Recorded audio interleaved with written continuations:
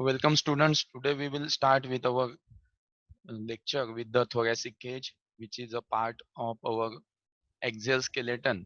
And the thoracic cage is forms with the one sternum bone, 12 pairs of ribs, then 12 thoracic vertebrae. So all this consist the thoracic cage, which is one part of our axial skeleton. So the thoracic cage, you can see this is the thoracic cage which forms a thoracic cavity. So this is the thoracic cage you can see here.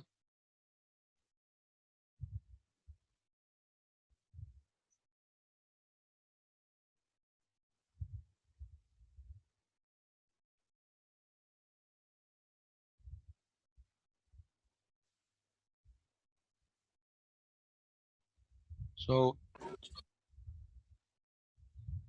the thoracic cage has anteriorly there is a situation of the sternum bone, and this bone is again having three different regions.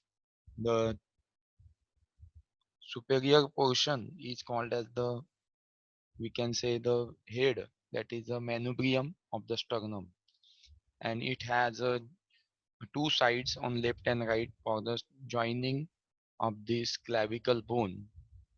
The sternum has the body of the sternum, the middle portion, and the xiphoid process, that is a tail of the sternum. So xiphoid process of the sternum, then body, and the head, that is manubrium of the sternum. And on this sternum, on the inferior side, there are the grooves where there is a site of attachment of the ribs has been present. So the ribs, which are 12 in pairs, are joined here on the sternum and goes behind at the vertebral column to form a cage-like structure. So it is called as the thoracic cage. And out of that 12 ribs, 12 pairs of ribs, the 10 pairs of ribs are true ribs, while the two pairs of ribs are false ribs, which are located downside here. You can see. So these are the false ribs. Here you can see this. These are the false ribs. This is the one. This is one. Okay, so two pairs of these false ribs are present. These are also called as the false ribs and floating ribs, which do not have the joining to the sternum, but they are joined and at the thoracic vertebrae 11 and 12. So they are originating from the vertebral column and having floating in the pelvic cavity and protecting our internal delicate organs which are present in our pelvic cavity. Or it is, we can say, the abdominal cavity in which there is the presence of stomach, then kidneys, then your liver, then the intestine, gallbladder. All these delicate organs are protected by the means of these floating ribs which are present in the abdominal cavity.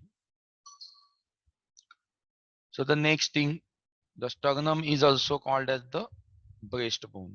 Okay, it is, you can feel it from the front or anterior side of your body.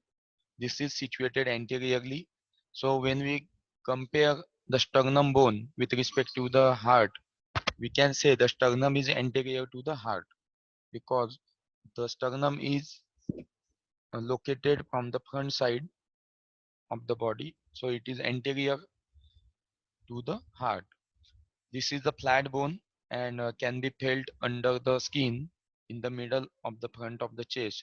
The manubrium is the uppermost section and articulates with the clavicle. The body and the middle portion of the uh, sternum gives attachment site for the ribs. Then xiphoid process is the tip of the bone. It gives attachment to the diaphragm, the muscles of anterior abdominal wall and linea alba. Then the 12 pairs of ribs which form the bony lateral walls of the thoracic cage and articulate posteriorly with the thoracic vertebrae. The first 10 pairs are attached anteriorly to the sternum by costal cartilages, and some are directly and indirectly. The last two pairs that are floating ribs have no anterior attachment with the sternum bone. So what are the characteristics and how we can identify the ribs? The head of the rib articulates with the vertebrae, and the tubercle there that is facet that articulates with the transverse process of the one. The sternal end of the rib that is attached to the sternum by a costal cartilage, that is a band of hyaline cartilage, and this forms the our thoracic cage. The first rib does not move during the respiration, while the others have the capacity of uh, getting expand and getting contract. So this is possible due to the presence of this intercostal muscles there, which are present in the region of thoracic cavity, and during inspiration and expiration this get contracted, and we can say the expand expands. So here in this diagram you can see the manubrium. This is the manubrium, and this is the body of our sternum, and this is the xiphoid process. So this diagram is showing that the attachment site of these ribs, the rib 1, then rib 2, then rib 3, 4, 5, 6, 7, and 8, 9, 10 are downside here get bifurcated from the seventh one. So the last four ribs, 7, 8, 9, 10 are from the joint together and originated from the seventh rib. Okay. So this is the rib. It is showing the tubercle here. This is the some process, and the facet for the attachment with the transverse process of the vertebra. This is the head of the our rib. This is the neck. This is the angle by which the rib is getting curved. The costal groove, then shaft of our rib, then inferior border, that is the backside border, and depression for the costal cartilage, and this attaches to our sternum in the front.